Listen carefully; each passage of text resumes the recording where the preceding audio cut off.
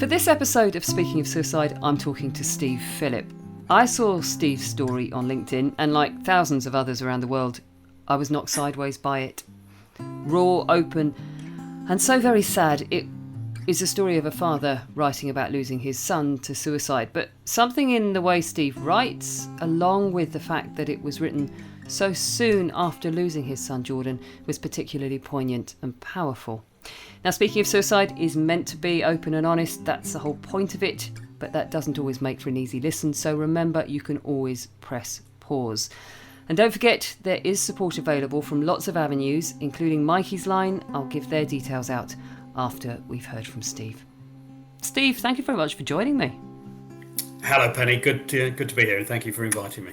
I know Jordan's death obviously changed absolutely everything for you, but before we talk a bit about Jordan and what happened, can we go back to before you lost him and your life then? What was your life like? What was it full of? What was life, family, work, Yeah, I mean, obviously, very different, as you can imagine, Penny. That for 20 odd 30 years, kind of lost track. I worked in the world of senior management and in the automotive industry. Got involved in consultancy, and that led to me ultimately taking a director's role within a leadership and management training company, and then creating my own consultancy and training firm in really about 2009, and for the last 11 years, I traveled the country, worked overseas with clients from FedEx to Harley Davidson to Toyota, the British Red Cross,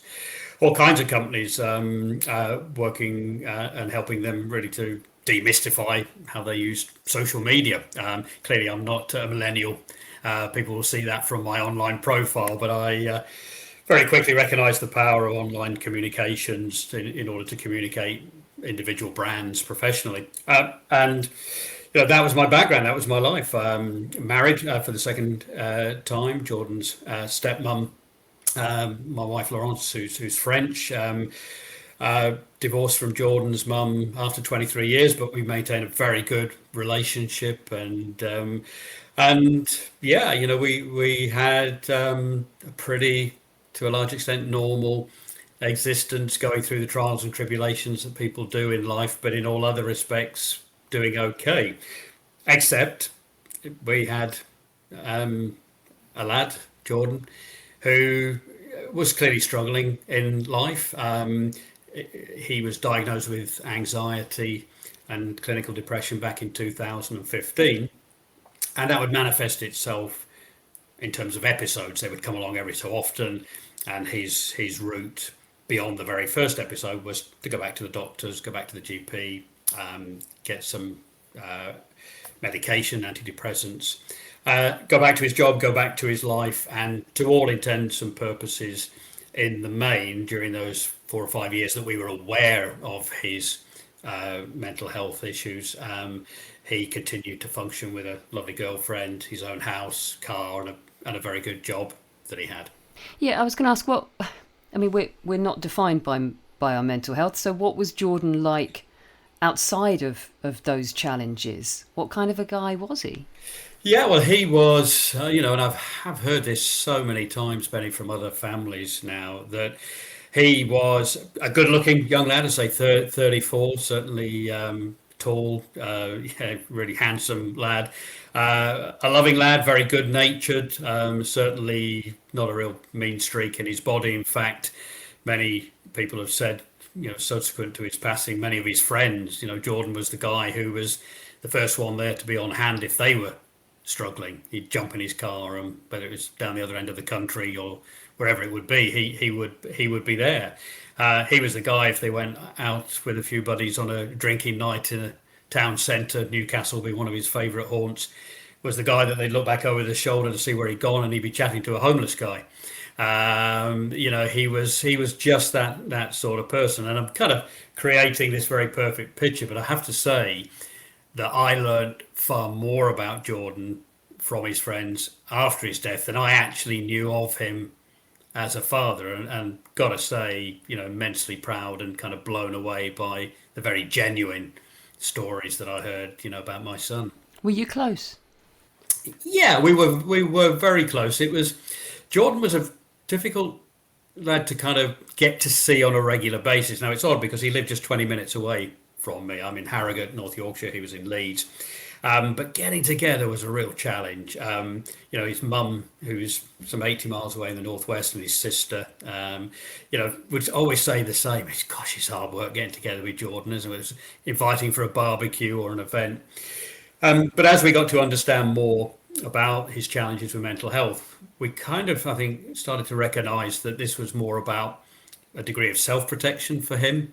He openly told us on a number of occasions how he never looked forward to any event, whether that be a trip abroad with his mates or whatever. But we were still very close. We would go out and have a beer or go to a concert. And my last two memories, which were 2 years ago, this month and next month, were of Jordan and I going out to watch one of our favourite bands together in Leeds, and then going out for a whiskey tasting evening on November the 19th, the last time that I saw him. And so yeah, we were close.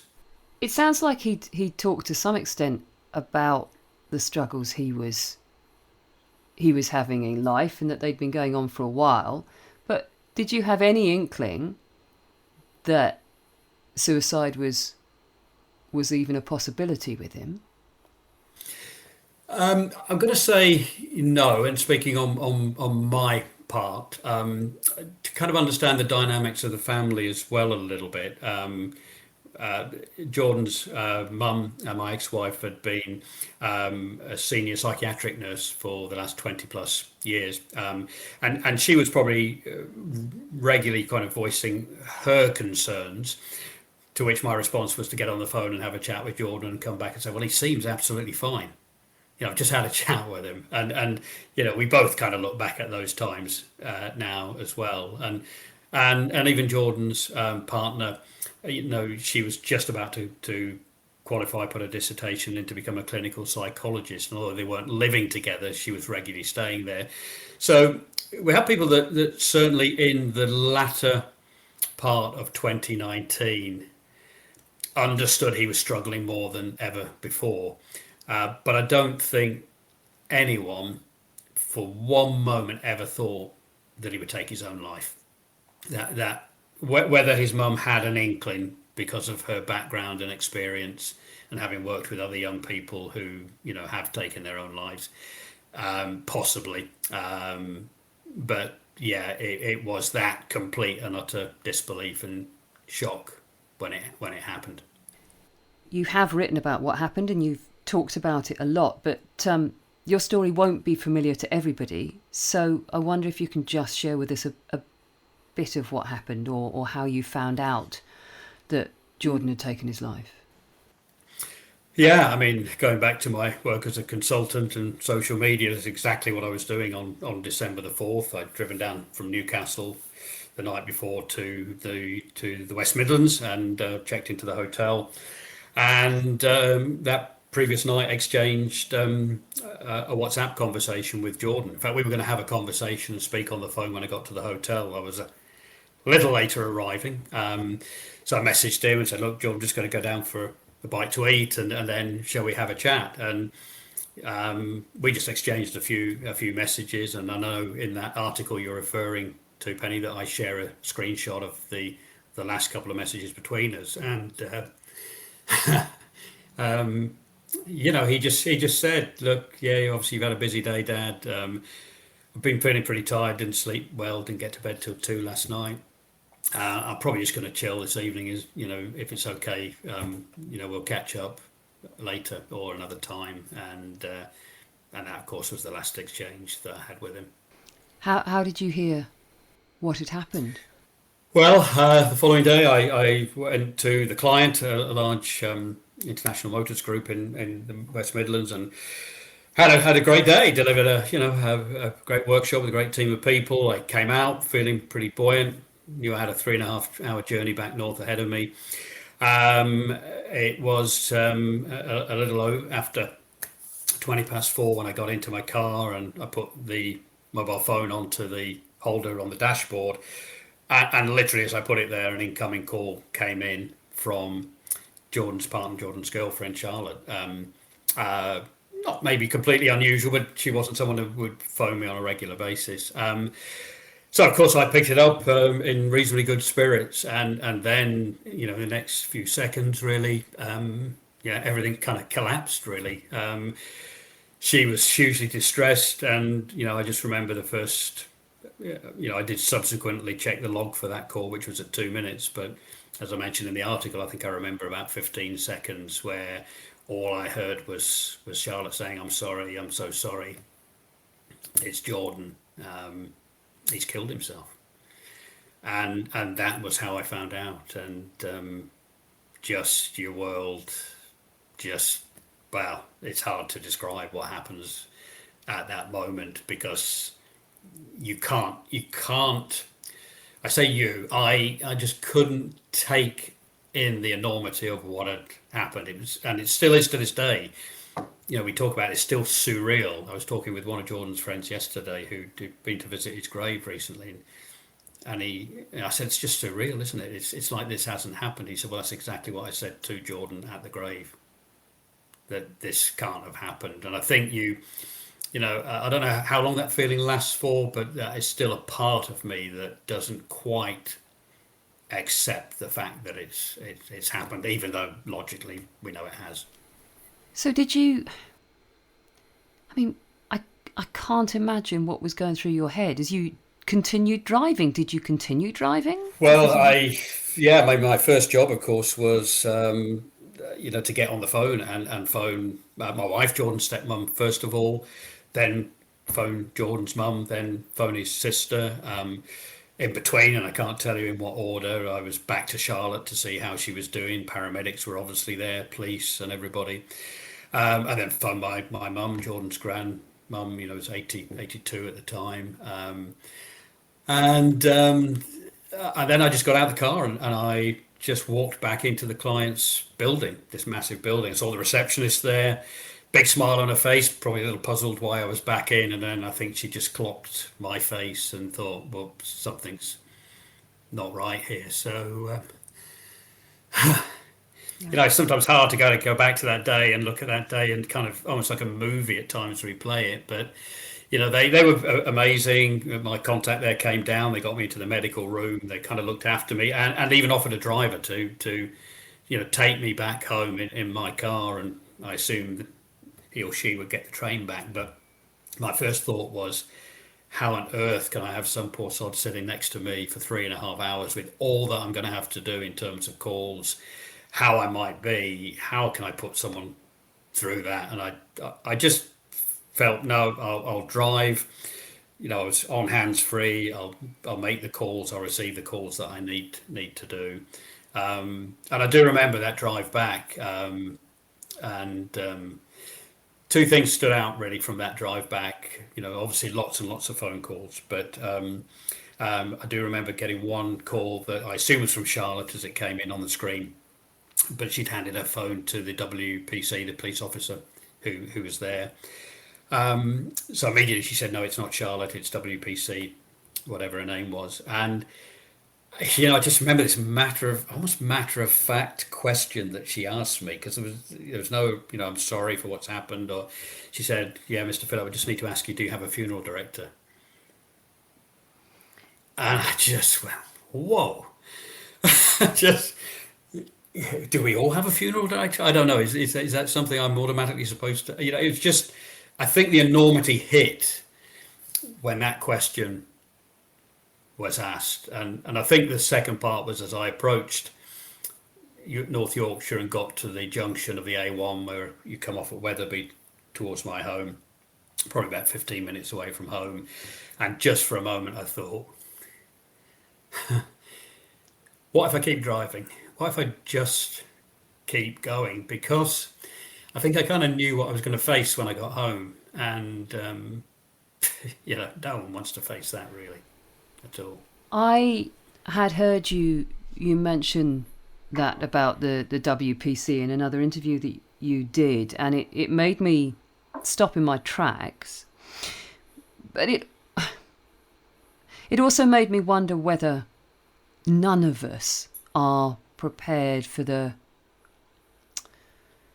suicide, for in either dealing with it or in dealing with other people's pain from being bereaved to suicide. Maybe I'm being charitable to that WPC, but when I was listening to you telling that story when I was out walking, and I just kept walking, and I sort of thought, I sort of wondered what was going through her head in that moment, and whether she's looked back to that and thought, God, that was just a crass way of dealing with this. I don't know. Yeah, I do know what you mean, and I think in the last through the work I'm doing during the past 22 months or so, that I've been able to get a much better understanding of the first responders' role and police and the discrepancies between the different levels of training and support that officers receive. It can be very different from one police force to another, and clearly what I did identify through many conversations with the police. We partner as the Jordan Legacy with North Yorkshire Police here, and they I've heard many stories of officers being sent out to give what they call the death knock on the door, and completely inadequately prepared for that, with little or no training, just thrust out into it. And we know, for each suicide, there's a statistic out there that says that it impacts directly or indirectly on another 135 people, and many of those are first responders. Some of the biggest issues in terms of multiple suicide experiences are, of course, first responders. It's we had a couple of issues at the time, because if just to explain kind of what happened in the days immediately afterwards, we became aware from Charlotte that as she was sitting in the police van there, as the police were inside, there were a couple of uniformed officers on the doorstep. And all Charlotte recalls is seeing them having a laugh and a joke on the doorstep. Now, they could have been laughing and joking about the football. They could have been, it could have been anything. But this is right in front of someone who's just come across, the body of her partner in the hallway of his house. And I met with the police afterwards, and with the detective sergeant, leading Jordan's inquiry, and talked about these things. But we also had, you can imagine that once we got home, once we got settled, we said, right, where is Jordan and where have they taken him? It took me, and I documented this, I think it's over 4 days, to find out where he was. And one of the challenges was the only point of contact we had with the police was this WPC who'd left her mobile number with Charlotte. Now, Charlotte shared that with me. I continued to text and phone that number for 8 days before I finally got a reply from her, as she'd been on annual leave. So I spent a number of days driving around police stations in Yorkshire to try and find out who was in charge of this investigation and where Jordan was. And you think, no family should have to, if someone's died in a car accident or by any other means, family liaison are there, there's support there if it's a murder or whatever it is. But with suicide, somehow it just seems there's no real infrastructure in many cases in place. It was a couple of weeks, I think, after Jordan had died that you wrote about it on that LinkedIn post that we referred to. What prompted that very public, and it was very public because you had a big following and have a big following on LinkedIn, but what prompted that very public and raw sharing from your end? Yeah, it was a couple of things really. As we were going through all the mess and the shambles and not being able to find out where Jordan was, and just the trauma of everything that we had to go through. A good friend of mine said, look, you need to be documenting kind of what you're going through. You should be writing this down. He said, one day you might need this. Legally, you might need it for all kinds of reasons. He said, but kind of write down what's going on for you. He said, because also as you grow, and you will do, as you start to kind of put your life back together, you'll be able to reflect on just what was going on there and kind of where you are now. So I did start to journal and write these things down and make specific notes of events really that were going on as far as coroner's office and everything else was concerned. And then, I thought, is this what people go through when they lose someone to suicide? Is this kind of normal? And what I also thought was, because Jordan left a suicide note, which is a whole different story because it was several weeks later before we actually discovered that he'd left a note for us as a family as well as Charlotte. We didn't even know that for 8 weeks. And in there, he one of the lines was, he said, "Look, I'm sorry because I know what this will do to you." And, if I was standing in front of Jordan right now, I'd be saying, "I appreciate the sentiment, but you would have no idea. You couldn't possibly comprehend what this has done to everyone who cared about you, friends, work colleagues, those that used to work with you years ago, friends. You can't possibly imagine the enormity of the ripple effect." And I wanted to write that article for people who were considering taking their own lives. It's really interesting. I had a meeting with one of the directors, branch directors for Samaritans recently, and she talked about the article, and she talked about a tweet where I challenged actually another mental health organisation that was saying that you shouldn't say to somebody who's considering taking their own life, just consider what this is going to do to other people, because it's kind of heaping more guilt on them. And I disagreed to a point. I said, I think it's all about context. It's all about how that is put across to the individual. But I can tell you from my experience of publishing that article, of the number of people that reached out to me afterwards, including those who were considering taking their own lives or had been at the time they read that and had changed their mind as a result, and still just recently had a very similar comment. So that's who I wrote it for. And I do remember, I was used to writing articles and publishing. It was kind of what I did. It's a fairly natural thing for me to do. But when it came to publishing it, I know my finger hovered over that publishing button for what seemed like an eternity. And I did ask myself that question: why are you doing this? I wanted to be really clear in my own mind why I was sharing it. And once I knew that it was about preventing someone else, hopefully through our story, from doing the same, then I had no qualms and I published it. What was behind that hover? If you know what I mean, what were you? What was the thing? Probably a number of things, Penny. Yeah, was this self-indulgent? What, just why? What am I doing here?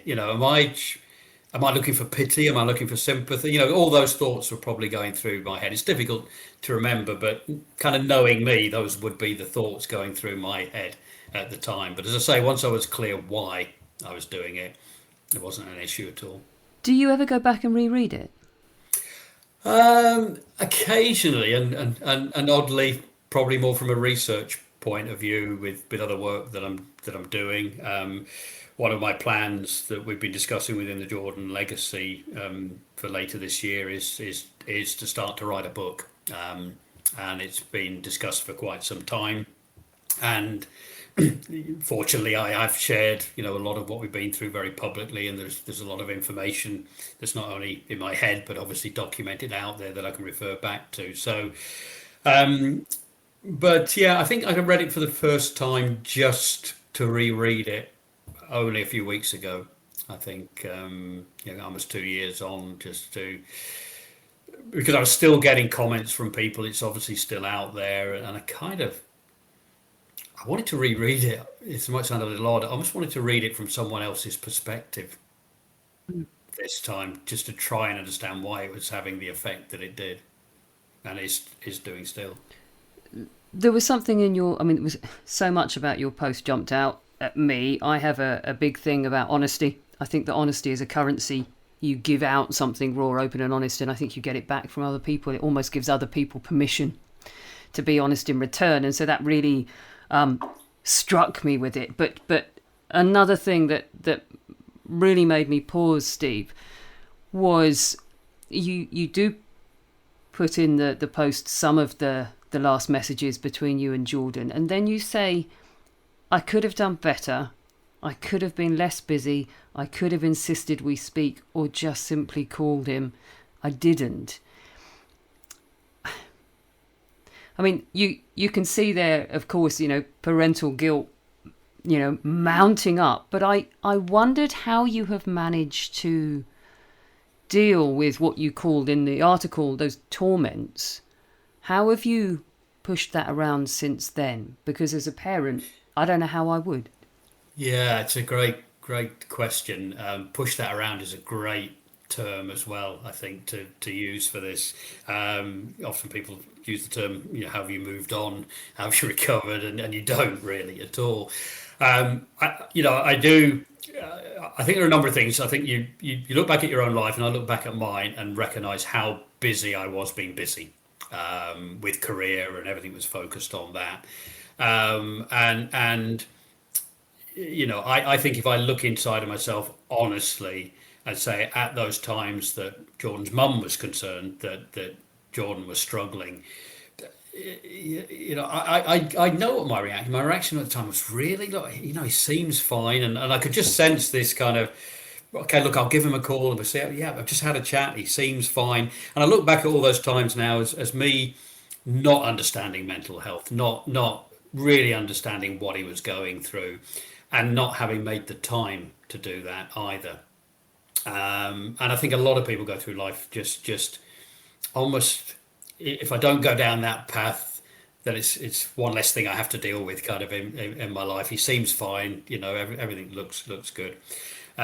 So I think I could definitely have been less busy. But how have I pushed it around since? I got to a point later on in the first year where I was able to not blame myself for what had happened, because I think I did feel that blame, and those words that I wrote in that article clearly suggested that at the time. And the reason for that was that I started to learn more about mental health very quickly, very rapidly, and suicide, and got to learn more about Jordan, not just from his friends. Very few of them knew that he was struggling, but Jordan had left journals behind. Not extensive, but enough to tell us that he was considering suicide as long ago as 2015. We were able to find notes from his one and only cognitive behavioral therapy session that he had when he was diagnosed in 2015. We, of course, as a family, were not privy to that information at the time, and we assumed it was naturally for anxiety and depression, only to read these notes and be completely stunned by the fact that he clearly had body dysmorphia, and very specific type. And so we were sitting there in the loft of his house, reading this, going, we had no idea. And kind of what that, as I learned more and more about mental health and all these issues, and learned more about what Jordan was going through, I think a couple of things became really clear to me, that as a family, we did the best we could do at that time with the level of knowledge and the tools that we had. So it would be wrong to kind of blame ourselves. But now I do what I do through the Jordan legacy to really try and educate as many people as possible, to say we need to talk more as families. We need to look at signs that may not be critical, but if someone's not doing well, we need to have more open conversations. We need to, gosh, I hate to sound like this cliche that we hear on the media all over at the moment, that we need to talk more, but we do. We, as families, as societies, we don't do this. In workplaces, we don't do this anymore. Everything's about getting through the day, whether that's work or social life. We don't sit and have real meaningful conversations around the dinner table or one-to-one or anything like that anymore. And I think as a result, our society from a very young age is suffering. So, yeah, knowing what I know now, I would have behaved very differently. I would have had more open conversations with Jordan. But I am able to push this around by looking back to say, at the time, I dealt with it with the tools and the knowledge that I had.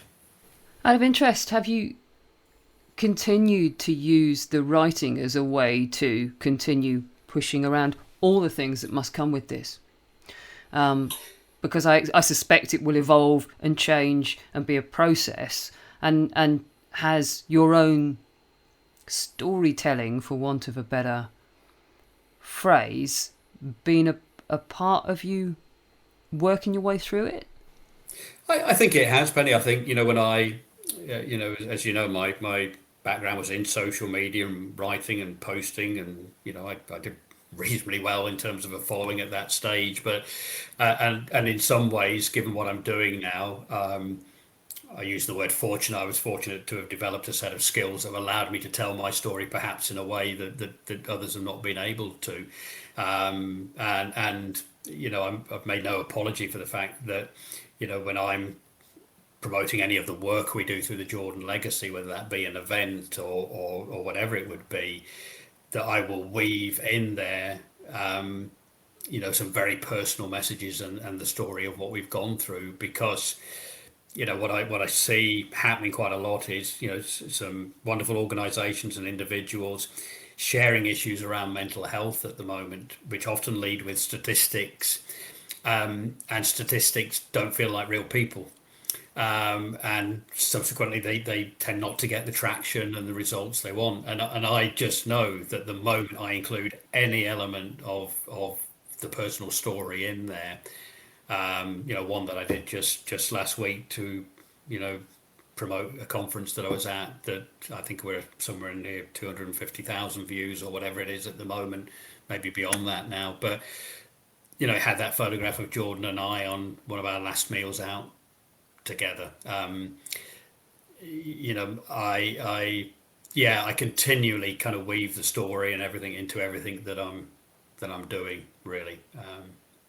You write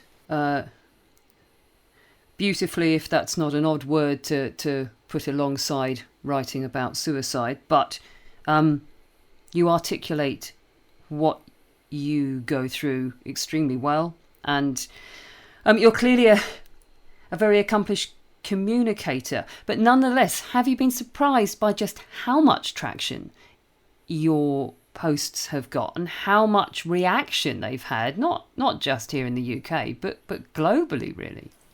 I think in the beginning, particularly, I do remember one morning sitting in bed and receiving a personal email from Ariana Huffington one morning and going, my goodness, and a really lovely message from her and offering her support, and I think that surprised me. Since then, I've got used to it. I'm kind of disappointed if I don't get traction now, and I'm constantly then reanalyzing and saying, right, well, what have I got to do to really reach more people with this message? So, and I think that leads to some degree, into a question that's often asked about how I've managed to kind of do this. I had a conversation on LinkedIn yesterday with a gentleman who's messaged me a number of times in the last few months, who's, if my story is a tragic one, let's multiply his three times.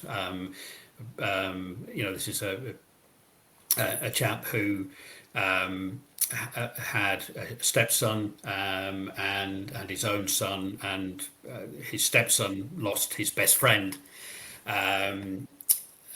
called Dan, in just I think a couple of years ago, now within the last 2 years. Had a huge impact on his stepson James, who subsequently took his own life. And then Levi, his son, who'd been a massive support to the family. He was the one who'd helped organise the funerals and the balloon launches and was there for his dad. Ultimately, it all became too much for him, and in December, he took his own life.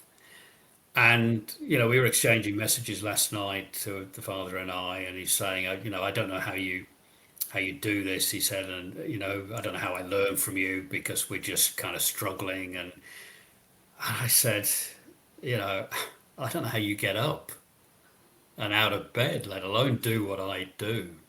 If my story is bad enough, to have been through that three times in effect is just unfathomable to me. I just can't contemplate that. So, in terms of how I've kind of managed it, it's been about putting the work I do into a box, into compartments.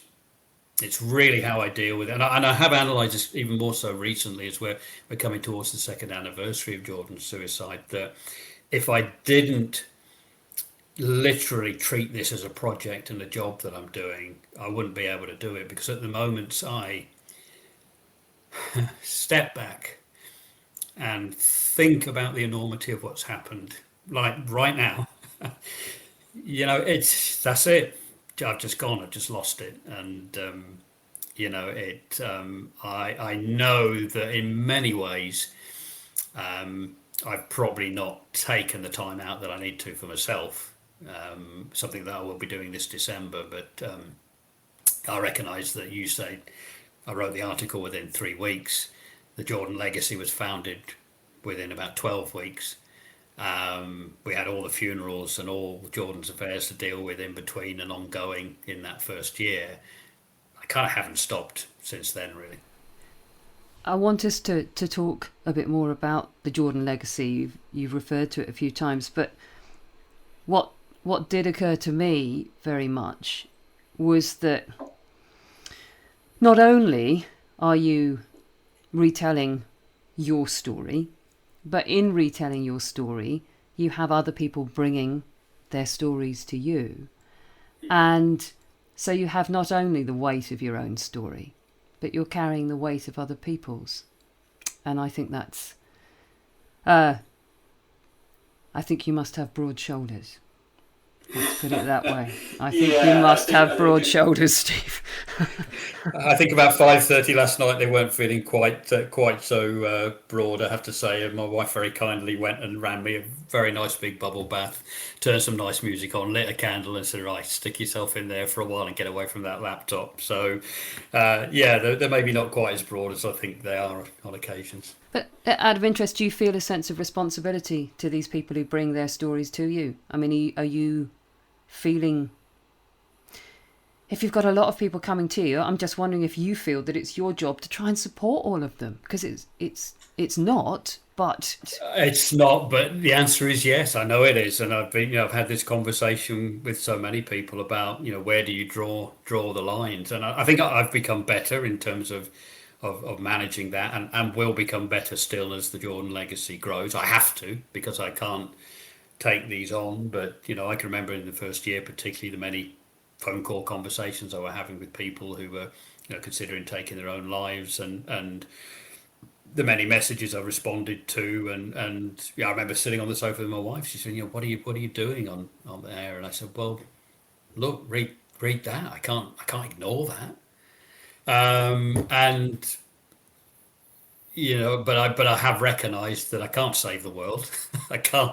We're not a crisis support organisation. That's why the likes of great organisations like Samaritans are there, and I have to accept that, and I am getting better at doing that as well. But yeah, I think certainly there is this feeling that if someone has approached me personally, which they will do because of how public I am with my story, then I can't just ignore it, because what if I do? as I said earlier, I think honesty brings honesty, but that's not always easy. Let's talk about the Jordan legacy, because this is obviously a big part of what your life is now. Explain it. Yeah, I hope I can anyway. I'm trying to explain it to myself, I think. It was really interesting because when we first put the idea of the Jordan legacy together, it was in response to a lot of these messages I was receiving where people suddenly came to me for help. And I went, whoa, hang about. I don't understand mental health issues or suicide prevention. I'm just kind of on this journey myself. So, I had to go to family like Jordan's mum and his girlfriend who did have specialist knowledge and say, look, if someone comes to me with this issue, where do I signpost them? What do I do? I really, that's where I was. I often say my knowledge on a scale of 1 to 10 of mental health was probably a good solid 2, if that. So we just put a strategy together to say, right, okay, appreciate you're struggling, but I'm a grieving father. I'm just kind of communicating my story at the moment. But look, here are some resources. Here's where you can go. And I think from there, the idea of could we create a website? I was offered that support by a local company here in Harrogate. called Think Methodology. They put the website together, and I think initially it was going to become this kind of resource site, not a crisis helpline, but stories, resources, signposting. And then as my conversations in the world of mental health and suicide prevention, particularly on LinkedIn, grew, I was introduced to someone who's gone on to become a partner within the Jordan Legacy for the last 12 months with me, and very much my right hand man, as I call him, Paul Vittles, who had just returned to his native York from some 15 years with his wife in Australia. Now, Paul had worked extensively in suicide prevention in Australia, even writing helping the government write some of their policies and procedures around this. But he was also very well connected and engaged with the zero suicide community globally. And we met up for coffee and chatted. He'd seen my story. He reached out.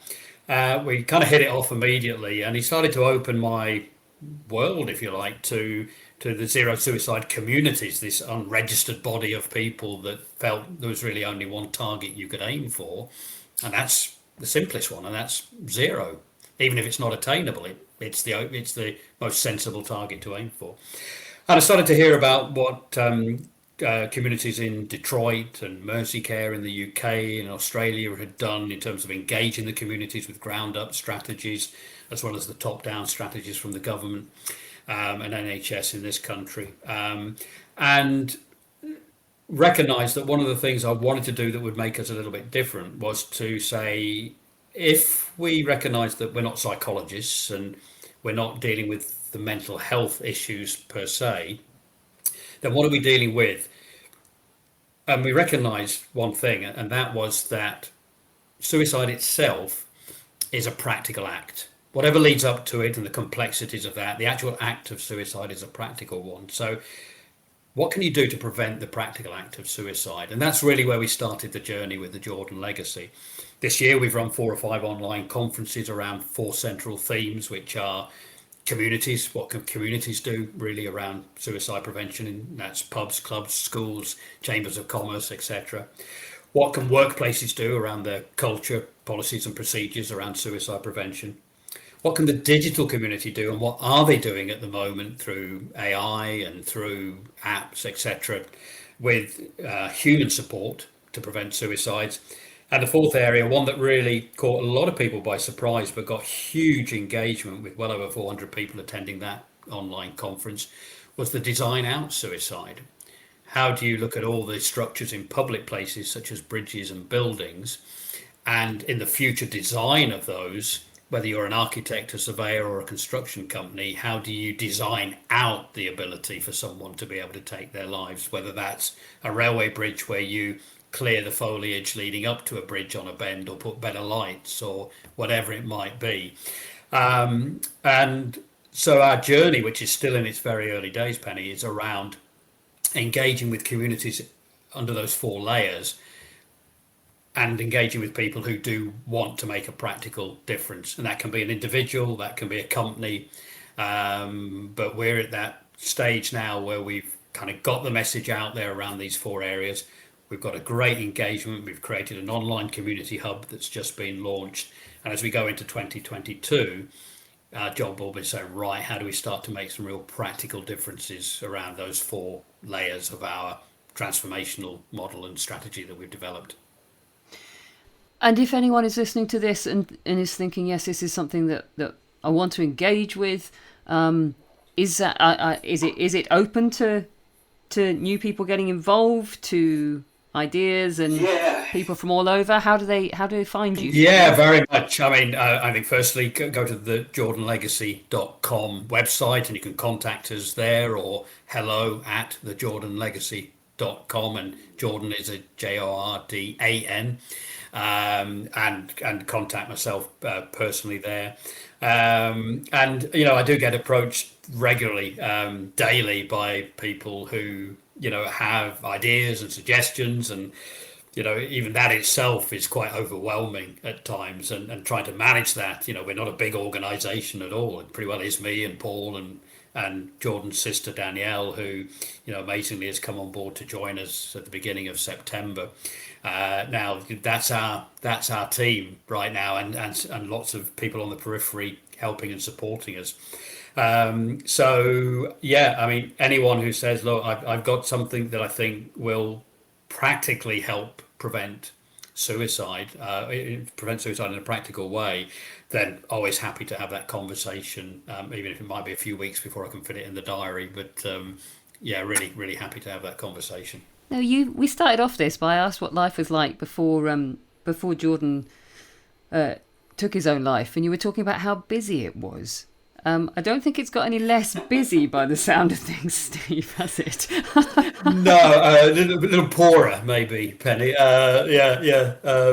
But no, you're right. I mean, it is ridiculously busy. Arguably too busy, really. I've made set myself a goal that after a conference that we're running on December the 1st, the Hope for Life conference, which we've got some amazing speakers here in Harrogate coming up from all over the country. And the second anniversary, of course, of Jordan's suicide just 3 days later on December the 4th. My diary for December is blocked off. And that will be maybe to start the book. It will be unquestionably to recharge, reflect, have a little bit of time for me and Jordan, I think, importantly. Maybe squeeze in the odd meeting I feel is valuable to me, or a coffee catch up that's been put off with someone for a long time. But I'm definitely recognise that after 2 years now, it's time for a bit of self care. So yeah, next few weeks will be pretty lively. But after that, yeah, time to take a step back before we start 2022. I'm pleased to hear it. Can you leave us with one maybe final memory then of Jordan? What's your favourite image or memory of him? What makes you smile? Oh yeah, well, it's a bit of a ritual for me now that and obviously on a podcast you won't see, but and I know my camera's not working today for us, Benny, but yeah, behind me in my office here are a series of photographs in a frame from a holiday that Jordan and I took in 2015, shortly after he'd been diagnosed with depression, and it was for his 30th birthday, and Jordan and I booked a week to the Amalfi Coast and hopped on a plane again. His mother spoke to him just a few days before and said, "Are you looking forward to the trip with your dad?" And he said, "I'm not sure I am. I just don't look forward to anything." But we went, in his own words to his mum when he got back. It was one of the best trips he's ever been on. We just had a spectacular time together. And yeah, part of my ritual is every morning before I start work, I have a chat to Jordan on those pictures, and every night before I go to bed, my wife knows she's got to leave the downstairs, get upstairs, and leave me that bit of time just to talk to him and those photographs. So that memory of that holiday we had together is yeah, definitely one of the special memories. Steve, it's been a real privilege talking to you, and I appreciate, given how ridiculously busy you are, I really appreciate you giving us the time. Thank you. Thank you, Penny. Been a pleasure. A huge thanks to Steve Phillip for sharing his story. A reminder of Mikey's line: if you or someone you know needs help or advice, you can text 07786 20 77 55 or contact them via Messenger, web chat or Twitter. Sunday to Thursday, 6 p.m. to 10 p.m, Friday to Saturday, 7 p.m. to 7 a.m. Now here's Shona McPherson from Mikey's Line with a few thoughts for you to mull over. A couple of things that have struck me from listening to Steve's interview. One is the encounter he had with the police officer as he just heard the reality that Jordan had died. And that conversation, the bluntness of being asked if he had a funeral director, I think it's a reminder for all of us to think about how we interact with somebody if they've lost somebody to suicide, and the importance of us to remain compassionate. We don't need special training or to read loads of books about understanding suicide, but rather just us remembering the human face, the need to be compassionate, to put ourselves in that person's shoes. And the other thing that strikes me is Steve's very strong desire to action and the amazing things that he's achieved in honour of Jordan's memory, trying to save lives. And there's no right or wrong way for any of us to grieve or to process a suicide. And at the same time, I think it is really important that we, when we feel ready to, make time to look after ourselves and to slow down. So I was also really encouraged to hear that Steve is planning to make time just to slow down in December and to process a bit of what's happened for him. But yeah, really powerful interview, and very grateful to Steve for sharing. And please, if this has affected you in any way, seek help, and we're here at Mikey's Line for you if you would like to reach out. As always, a massive thanks to Shona and all the team at Mikey's Line for the work they do. This episode was sponsored by a local building contractor who wished to remain anonymous. The podcast platform is supported by D&D Paving Limited. Please do like, share and comment about the podcast. And if you want to get involved by sponsoring an episode or by telling your story, get in touch with Mikey's Line. Speaking of Suicide is an adventurous audio production. The music is Nana by Tom Ireland.